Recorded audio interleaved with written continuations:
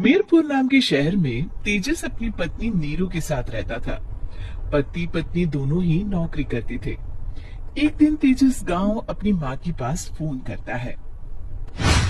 Hello, प्रणाम माँ। जीते रहो माँ, तुम दादी बनने वाली हो।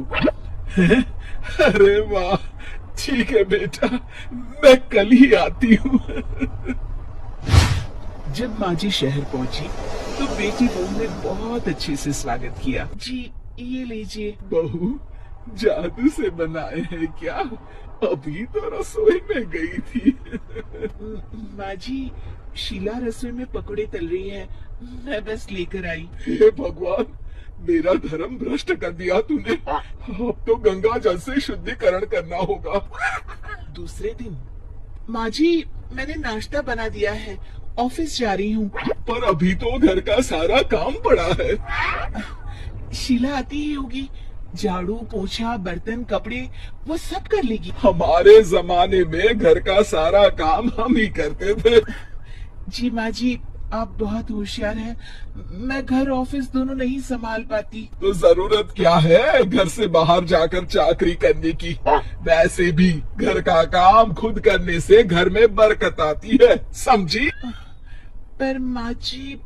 पर वर कुछ नहीं, इस महीने की पगार मिले फिर ऑफिस बंद। हाँ सुनिए जी, माँ जी बोल रही थी कि मैं नौकरी छोड़ दूं।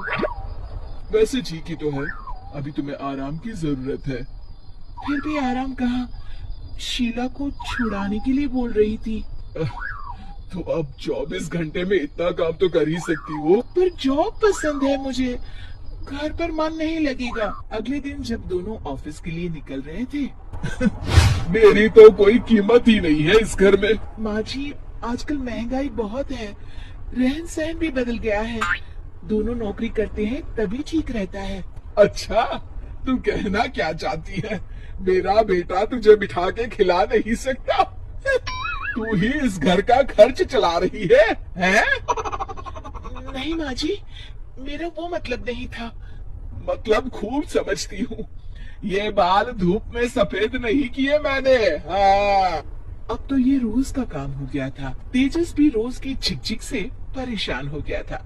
नीरू, वैसे भी तुम्हें मैटरनिटी लीव मिलने वाली है, तो अभी से ही छुट्टी ले लो, मेरी सैलरी अच्छी खासी है।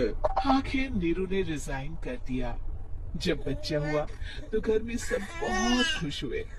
क्या हुआ तेजस, कुछ परेशान लग रहे हो?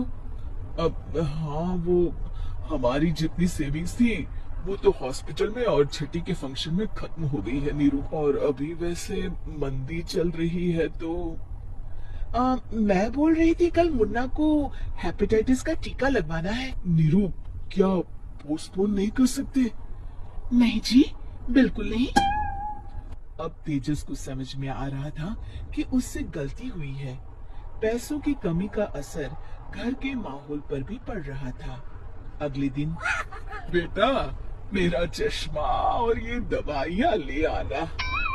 तेजस, मुन्ना के लिए दूध का डिब्बा और डायपर भी ले आना, और ये किराने के सामान की लिस्ट है, इसे भी लाना है। पैसे क्या पेड़ पर उगते हैं? ये ले आना, वो ले आना। अरे पर ये जरूरत का सामान ही है। नीरू, अब तो मुन्ना कुछ बड़ा हो गया, अब तुम वापस ज्वाइन कर लो ना जॉब। पर इस रिसेशन में जॉब मिलना बहुत मुश्किल है। फिर मुन्ना? माँ जी है ना, और एक फुल टाइम मेड भी लगा लेंगे। पर माँ जी, उन्हें तो पसंद नहीं।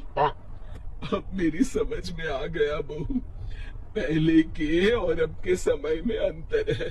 तुम काम शुरू करो, मुन्ना की जिम्मेदारी मेरी। मेरी प्यारी माँ जी।